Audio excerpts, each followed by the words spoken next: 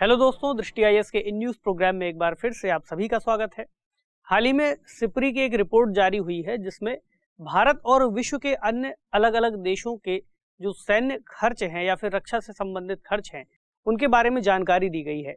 तो आज के इस डिस्कशन में हम इस पूरे टॉपिक को एनालाइज करेंगे कि कौन सा देश कितना खर्च कर रहा है, उस खर्च के पीछे क्या कारण है। मतलब हमने पिछले कुछ सालों में जो कोविड-19 का दौर देखा, लेकिन उसके बावजूद जो इस बार का जो ट्रेंड्स आया है, जो एनालिसिस आया है सिप्री की तरफ से, उसमें हमें ये देखने को मिल रहा है कि देशों का जो खर्च है वो बढ़ता गया है। जो सैन्य स्तर पर या फिर रक्षा से संबंधित उनका व्यय है वो कई सारे देशों का लगातार बढ़ा है। तो कौन कौन से वो कारण हैं उनको एनालाइज करना बहुत जरूरी है। आज का जो टॉपिक है वह है भारत क्यों बढ़ा रहा है सैन्य खर्च, सिप्री रिपोर्ट। तो सिप्री क्या है, सिप्री के बारे में भी अभी हम बात कर लेंगे, समझ लेंगे कि ये कौन सा संस्थान है, किस तरह से रिपोर्ट जारी करता है। डायमेंशंस कुछ इस तरह से रहेंगे। रिपोर्ट को देखने के बाद हम वैश्विक ट्रेंड्स को देखेंगे कि विश्व के स्तर पर अलग अलग देश कहां पर मौजूद हैं और किस तरह से खर्च कर रहे हैं। भारत का क्या खर्च रहा, खर्च के बढ़ने के पीछे क्या कारण है, अलग अलग देशों का भी एक बार देख के चलेंगे और भारत का भी देखेंगे, और चैलेंजेस क्या आ सकते हैं इस वक्त, और निष्कर्ष देखेंगे। एक सवाल मेंस के स्तर पर लिखने का अभ्यास करेंगे, चूंकि यह टॉपिक अपने आप में प्रीलिम्स के लिए भी बहुत महत्वपूर्ण है।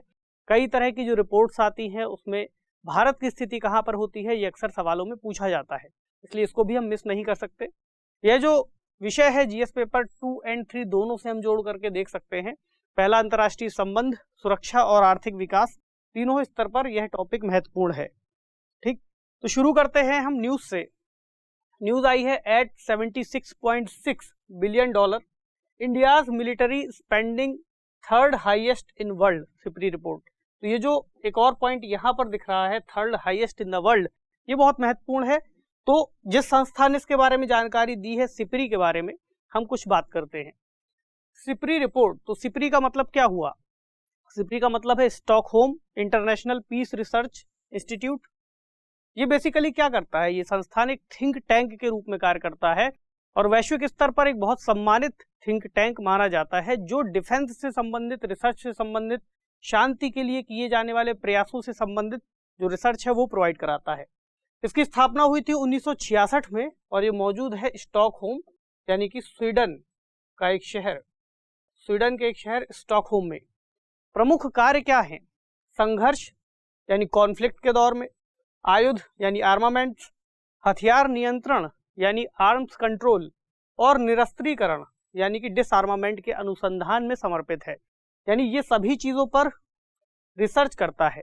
और इसकी रिसर्च किसके लिए लाभकारी है? जो पॉलिसी मेकर्स हैं, जो स्पेशलिस्ट हैं, आम जनता है, मीडिया है, ये सभी इसकी रिसर्च का एक आकलन करते हैं और एक ओपन सोर्स के रूप में इसका जो डेटा है मौजूद रहता है, ताकि जो भी पॉलिसीज बनाने वाले हैं या फिर जो भी व्यक्ति इस डेटा को एनालाइज करना चाहे, यहाँ पर हम देख सकते हैं कि इच्छुक जनता की बात लिखी हुई है, यानी जैसे आप और हम भी इच्छुक जनता में आ सकते हैं। तो एक ओपन सोर्स के आधार पर डेटा का एनालिसिस और सिफारिशें करता है। तो जो डेटा दिया है उस पर अभी हम देखते हैं कि ग्लोबल लेवल पर क्या ट्रेंड्स दिखाई दे रहे हैं खर्च को लेकर के। ये एक वैश्विक स्थिति के लिए एक चार्ट दिया गया है जिसमें 1988 से 2021 तक के जो खर्च हैं, जो देशों के द्वारा किया जाने वाला खर्च है, उसको क्षेत्रवार यहाँ पर दिखाया गया है। यानी देशों के स्तर पर नहीं है, यहाँ पर एक पूरे रीजन के स्तर पर है।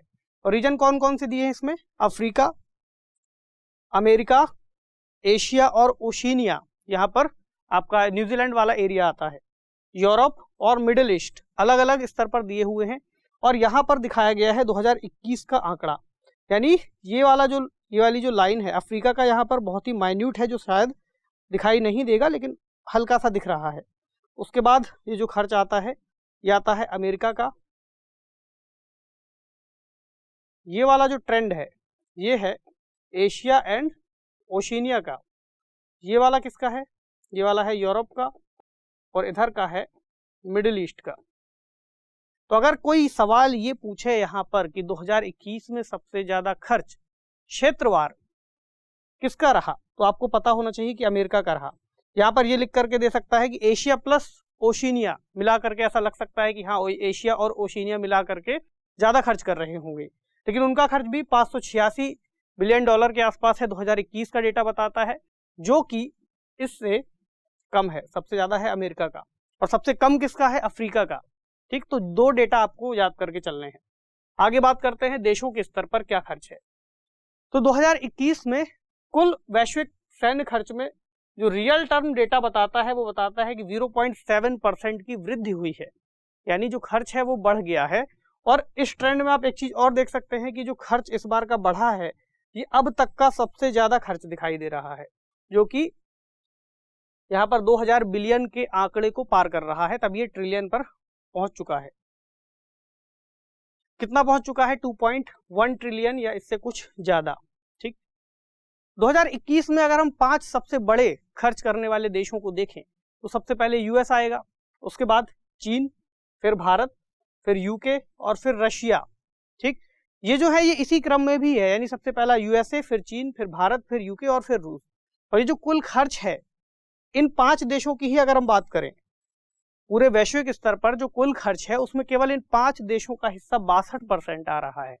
बहुत बड़ा खर्च दिखाई देता है। और अगर हम केवल यूएसए और चीन की ही केवल बात कर लें तो लगभग 52% खर्च केवल इन 2 देशों का है।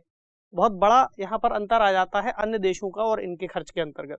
और सैन्य खर्च में लगातार वृद्धि का 2021 का जो साल था, 2021 का ये डेटा है जिसको हम एनालाइज कर रहे हैं, तो ये लगातार 7वां वर्ष था और ये डेटा लगातार यानी बढ़ता जा रहा है। सैन्य खर्च है वो बढ़ता जा रहा है, जो कि वैश्विक जीडीपी का 2.2% है। हालांकि वैश्विक जीडीपी के स्तर पर अगर हम देखें, जीडीपी जिस हिसाब से ग्रो कर रही है 2.2% है, और लेकिन इसको अगर हम देखें तो इसमें 0.1% का डिप जरूर आया है, गिरावट आई है। मतलब गिरावट इस सेंस में नहीं है कि खर्च कम हो गया है। वैश्विक जीडीपी जिस क्रम से बढ़ रही थी 2021 के बाद से, जो आर्थिक वृद्धि हुई है, जो तेजी से ग्रोथ हुई है इकोनॉमीज में, उसके मुताबिक अगर हम ट्रेंड को देखेंगे तो यहाँ पर गिरावट होगी, लेकिन जो कुल खर्च है वो बढ़ा हुआ दिखेगा, क्योंकि जीडीपी भी तो उसी अनुपात में ज्यादा बढ़ी होगी। ठीक, अब देश क्या कहते हैं, देश कितना खर्च कर रहे हैं, पहले यूएसए का देखें। तो यूएसए ने 2021 में $801 बिलियन का खर्च किया है, जो कि 2020 से 1.4% की गिरावट है। बड़े देशों में यूएस प्रमुख देश है जिसके जो खर्च है उसमें काफी ज्यादा गिरावट दिखाई दे रही है। लेकिन यहाँ पर एक खास बात जानने की ये है कि यूएसए ने जो सैन्य खर्च है या सैन्य का खरीद खर्च, इसको कम किया है, लेकिन यूएसए ने रिसर्च एंड डेवलपमेंट R&D का जो खर्च है वो बढ़ा दिया है। यानी यूएस चाहता है कि जो भी आने वाले समय में सामरिक प्रतिद्वंदी हैं यूएस के, उसके मुकाबले यूएस का जो टेक्नोलॉजिकल एडवांसमेंट है वो काफी ज्यादा बना रहे। यानी ये लोग रिसर्च पर पैसा खर्च कर रहे हैं बजाय हथियार खरीदने के, इसलिए इसके जो खर्च है इसमें गिरावट कुछ दिखाई दी है। ठीक, जीडीपी का 3.5% खर्च कर रहे हैं। ठीक, और चीन का अगर हम देखें तो 2021 में इनका अनुमानित आंकड़ा है $293 बिलियन का इन्होंने खर्च किया है, जो कि 2020 की तुलना में 4.7% ज्यादा है। और चीन का अगर हम एक अन्य आंकड़ा देखें तो लगातार 27 वर्षों से चीन का जो सैन्य खर्च है वो लगातार ये बढ़ाता जा रहा है। चीन क्यों खर्च बढ़ा रहा है, इसके अगर हम कारणों को देखें, 2 कारण दिखाई देंगे, दक्षिण चीन सागर और पूर्वी चीन सागर। तो ये जो 2 लोकेशन है इन समुद्रों की या सागरों की, यहाँ पर चीन के कई देशों के साथ जल से संबंधित विवाद हैं, वहां पर मौजूद रिसोर्सेस के विवाद हैं। आप सभी जानते हैं, इन टॉपिक्स को हमने कई बार कवर किया है।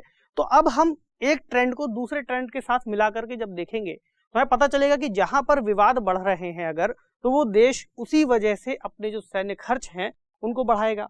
जाहिर सी बात है, जहां पर झगड़ा होगा वहां पर ही हथियारों की आवश्यकता होगी, ये एक वजह है। तो चीन के कहां कहां पर झगड़े हैं ये आप सबको मालूम ही है। उसके बाद रूस का अगर हम खर्च देखें तो 2021 में $65.9 बिलियन तक इसने खर्च अपना पहुंचा दिया है और 2.9% की इसमें वृद्धि की है। तो रूस के तो इस वक्त वैसे भी यूक्रेन के साथ संघर्ष चल रहे हैं, और यूक्रेन के साथ संघर्ष शुरू होने के कुछ समय पहले ही रूस ने अपना जो खर्च था वो काफी ज्यादा बढ़ाना शुरू कर दिया था। खासकर 2014 का जब क्रीमिया का संकट आया था, तो जब क्रीमिया को रूस ने अपने अंतर्गत विलय किया, तब उसके बाद से लगातार रूस सैन्य खर्च में वृद्धि कर रहा था, जो कि रूस की जीडीपी का लगभग 4.1% है। और इस खर्च को बढ़ाने में बड़ा योगदान किसने दिया? रूस की पाइपलाइन, गैस पाइपलाइंस ने, जो कि रूस की इनकम का बड़ा सोर्स है। क्योंकि अगर आपके पास पैसा आएगा ही नहीं तो आप खर्च कैसे करेंगे, सिंपल सी बात है। तो इनकम जब होगी अच्छी खासी तो आप पैसे खर्चने में लगाएंगे, दूसरे क्षेत्रों को कब्जा करेंगे। वो यहाँ रूस के स्तर पर दिखाई दिया, उसकी कुछ अलग जो भी वजहें उनकी रही हो। अगर जापान और ऑस्ट्रेलिया इन दो देशों का हम मिलाकर के देखते हैं तो 2021 में जापान ने भी बढ़ोतरी की है, 54.1 बिलियन डॉलर पहुंचा है और उसकी वृद्धि 7.3% की हुई है, जो कि अपने आप में पिछले रिकॉर्ड्स के हिसाब से देखें तो बहुत ज्यादा है। ऑस्ट्रेलिया का भी बढ़ा है 31.8 बिलियन डॉलर और 4% की वृद्धि। इन दो देशों के अंतर्गत जो यहाँ पर आपको वृद्धि दिखाई दे रही है, इसकी भी एक बड़ी वजह है चीन। तो चीन का क्षेत्र पर अपना अधिकार बढ़ाते चला जाना, देशों के अंतर्गत जो बाकी देश हैं, जैसे अगर हम भारत को भी अभी जब देखेंगे तो वहां पर भी एक बड़ा फैक्टर हमें चीन दिखाई देगा। तो एक बड़ी वजह है कि चीन की वजह से, या फिर चीन, रूस, अमेरिका, जब ये जो भी देश मौजूद हैं, बड़ी शक्तियों के रूप में मौजूद हैं, ये एक दूसरे को प्रतिसंतुलित करने के लिए भी अपना खर्च बढ़ा रहे हैं। ईरान का देखेंगे, ईरान के भी खर्च में वृद्धि हुई है। ईरान की जो तनातनी चलती है यूएस से, उसकी भी वो भी एक बड़ी वजह है। इन्होंने 14% बढ़ाया है। जर्मनी को देखेंगे तो मध्य और पश्चिमी यूरोप में तीसरा सबसे बड़ा खर्च करने वाला देश बन गया है और 2021 में 56.0 बिलियन डॉलर इन्होंने खर्च किया है, जो कि इनकी जीडीपी का 1.3% है। सवाल ये हो सकता है कि हम लोग इन देशों का आंकड़ा यहाँ पर क्यों इतना डिस्कस कर रहे हैं। देखिए, ये जो डेटा है, ये आप अगर कभी कोई निबंध लिखें या फिर कोई उत्तर लिखेंगे तो अगर इसमें सिप्री इस संस्था का नाम कोट करते हुए किसी एक आध देश का अगर जिक्र भी कर देंगे इस आधार पर कि ट्रेंड्स ये हैं, तो आपका उत्तर अपने आप में बेहतर होगा बाकियों से। इस हिसाब से भी डेटा महत्वपूर्ण है। इसके अलावा भारत की स्थिति तो हमारे लिए महत्वपूर्ण है ही कि भारत कितना खर्च कर रहा है देश के अंतर्गत। आर्थिक अगर हम अंतर देखें तो भी हमें समझ में आएगा, और अगर खर्च के स्तर पर देखें तो भी महत्वपूर्ण है। 2021 में हमने जो खर्च है उसको बढ़ाया है, 76.6 बिलियन डॉलर कर दिया है और भारत तीसरे स्थान पर आ गया है विश्व में।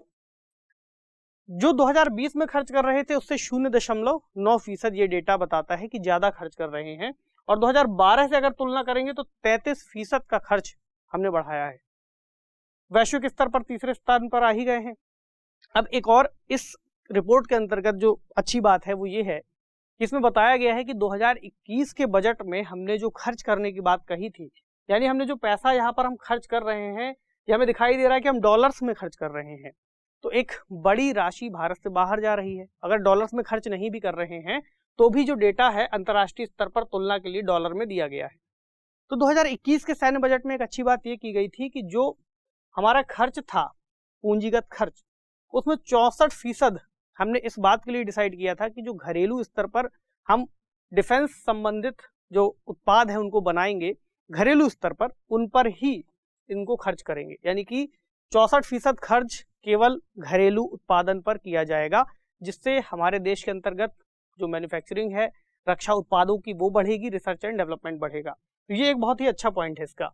अब सवाल अगर कोई पूछे कि भारत में जो भारत के अंतर्गत खर्च हम बढ़ा रहे हैं, क्या वजह है, भारत को क्यों खर्च बढ़ाना चाहिए, तो सबसे बड़ी वजह तो ये दिखाई देती है कि 2021 के बाद से तेजी से आर्थिक सुधार कोविड की बात दिखाई पड़ते हैं, जो इसकी वजह से कुछ आमदनी आनी शुरू हुई है। तो जाहिर सी बात है कि जब सीमा विवाद हमारे बने हुए ही हैं, एक लंबे समय से चीन के साथ स्टैंड ऑफ चल रहा है लद्दाख के आसपास, तो वहां पर पेंगोंग त्सो लेक में अगर इतने बड़े स्तर पर सैनिकों की उपस्थिति मौजूद है, उस सीमा विवाद में ऐसा बताया गया है कि 50 से 60 हजार सैनिक दोनों तरफ के वहां पर मौजूद हैं, तो हमारा खर्च बढ़ाया जाना लाजमी है। इसके अलावा पाकिस्तान भी दूसरा एक बड़ा फैक्टर है, यानी पाकिस्तान की अस्थिरता जम्मू कश्मीर वाले एरिया के लिए, और वो जो पूरा बॉर्डर पाकिस्तान के साथ पश्चिमी सीमा में लगता है, वहां पर खर्च या फिर आधुनिकीकरण किया जाना बहुत जरूरी है। इसके अलावा पाकिस्तान और अफगानिस्तान का भी एक गठबंधन सा दिखाई दे रहा है, जिसकी वजह से कश्मीर का क्षेत्र संकट में आ सकता है, तो कश्मीर की सुरक्षा महत्वपूर्ण हो गई। इसके अलावा सैन्य क्षमता का हमें आधुनिकीकरण भी करना है, जिसके कारण खर्च बढ़ाया जाना बहुत आवश्यक होगा। आज के समय में जब चीन, अमेरिका और रूस जैसे देश तकनीक के मामले में हमसे बहुत आगे निकलते जा रहे हैं, तब अगर हम केवल आयात पर निर्भर रहेंगे, केवल उनकी ही तकनीक खरीदते रहेंगे, तो इससे हमारा खर्च भी बहुत ज्यादा बढ़ेगा और एक लंबे समय के बाद हमारे देश के अंतर्गत जो उत्पादन है वो उस हिसाब से नहीं हो पाएगा, ना ही रिसर्च हो पाएगी, ना ही डेवलपमेंट होगा। एक आने वाले समय में किसी भी अगर युद्ध या ऐसी कोई स्थिति बनती है तो वहां पर वही देश जीत सकता है जिसके पास जो संसाधन है उसके खुद के हों। मान लीजिए आपकी किसी अन्य देश के साथ डिफेंस डील हुई है पहली बात तो प्रोडक्ट बहुत महंगे हैं, हेलीकॉप्टर बहुत महंगे हैं उनके, हमें खरीदने में दिक्कत हो रही है। इसके अलावा समान रूप से अगर हम देखें तो आर्थिक स्तर पर भी हमारे पास समस्याएं और चुनौतियां मौजूद हैं। आर्थिक विकास करना, लोगों को बेरोजगारी या फिर गरीबी से बाहर निकालना सरकार का एक बड़ा लक्ष्य है, लेकिन देश की सुरक्षा करना भी उसी तरह का एक बड़ा लक्ष्य है। तो कैसे दोनों के बीच में संतुलन बनाएं, इसलिए लोगों को रोजगार से भी जोड़ा जा सकेगा अगर हम रक्षा जो उत्पाद है उनका उत्पादन देश के स्तर पर करते हैं, साथ ही हम बड़े स्तर पर एक समय के बाद उनको निर्यात कर पाएंगे, हमारे पास धन अर्जित हो सकेगा जिसका हम विकास कार्यों में उपयोग कर सकेंगे।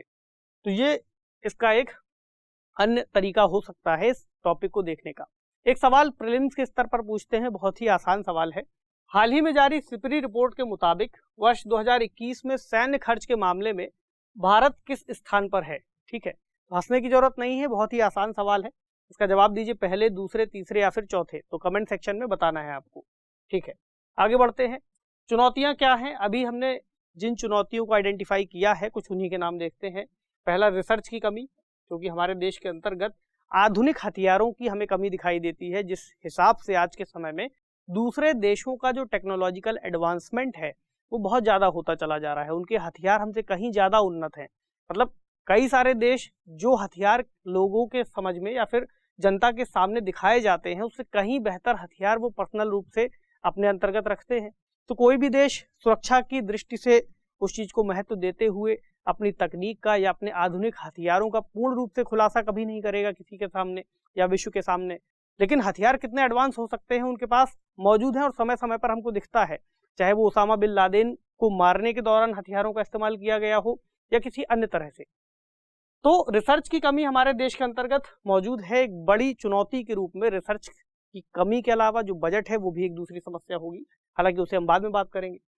तो निजी क्षेत्र की सीमित भागीदारी इस क्षेत्र में एक और कमी दिखाई देती है, यानी कि सरकार के ही ऊपर पूरा लोड इस बात का आ जाना कि सरकार ही केवल इस पर खर्च करे, तो अपने आप में एक चुनौती है। क्योंकि यूएस जैसे जो पश्चिमी देश है उसमें बड़े स्तर पर जो निजी क्षेत्र है वे भी उत्पादन में लगे हुए हैं, तो प्रोडक्ट भी उनके बढ़िया होते जा रहे हैं, प्लस जो रिसर्च है वो भी अच्छी होती जा रही है, सरकार के ऊपर बहुत ज़्यादा दबाव नहीं है, ये एक समस्या है। और तीसरी बात, जो आयात है वो अपने आप में महंगा है। तो इतने सारी जो इक्विपमेंट्स हैं जितने हमें चाहिए हमारी सेना के अंतर्गत, उन सभी को उपलब्ध कराना हमारे लिए मुश्किल होगा। तो समाधान इसी से निकलेंगे कि रिसर्च की कमी है, उत्पादन की कमी है, तो हथियारों के उत्पादन में आत्मनिर्भर होना हमें बहुत ज़रूरी है। रिसर्च और डेवलपमेंट को बढ़ावा दिया जाना चाहिए, हालांकि इस दिशा में प्रयास किए जा रहे हैं। हमने डिफेंस कॉरिडोर का निर्माण किया है, सरकार ने ऐसी नई नीतियों के तहत उत्तर प्रदेश में और तमिलनाडु में ऐसे कॉरिडोर बनाने के प्रस्ताव रखे हैं और कुछ जगहों का भी चयन किया गया है जहां पर ऐसे कॉरिडोर्स बनाए जाएंगे। यानी हम कहें विकास और सुरक्षा के बीच संतुलन बनाया जाना बहुत आवश्यक होगा। इस टॉपिक के अंतर्गत ये निष्कर्ष के रूप में भी हम लिख सकते हैं। सवाल क्या है, सवाल देखें। कोरोना महामारी के दौरान भी वैश्विक स्तर पर कई देशों के सैन्य खर्च में लगातार वृद्धि हुई है। हाल ही में जारी Stockholm International Peace Research Institute की रिपोर्ट के आलोक में उन कारणों की पड़ताल कीजिए जो इस वृद्धि के लिए जिम्मेदार ठहराए जा सकते हैं। तो सीधा सा सवाल है, सवाल जितना बड़ा होगा उतना ही स्पष्ट होगा। कोरोना महामारी के दौरान वैश्विक स्तर पर कई देशों के सैन्य खर्च में वृद्धि हुई है, हमने इसके पहले ट्रेंड्स को देखा। ठीक, आगे कहा गया है कि हाल ही में जारी रिपोर्ट के अंतर्गत उन कारणों की पड़ताल कीजिए जो इस वृद्धि के लिए जिम्मेदार हैं। तो क्षेत्रीय स्तर पर जो भी असंतुलन या फिर चुनौतियां मौजूद हैं वे एक बड़े कारण हैं सभी देशों के लिए, तो आपको उत्तर में उनको भी शामिल करना है। तो आज के टॉपिक को हम इसी नोट के साथ समाप्त करते हैं। आपसे मिलेंगे अगले सेशन में कुछ अन्य महत्वपूर्ण विषय और खबरों के साथ। तब तक पढ़ते रहिए, ख्याल रखिए, शुक्रिया।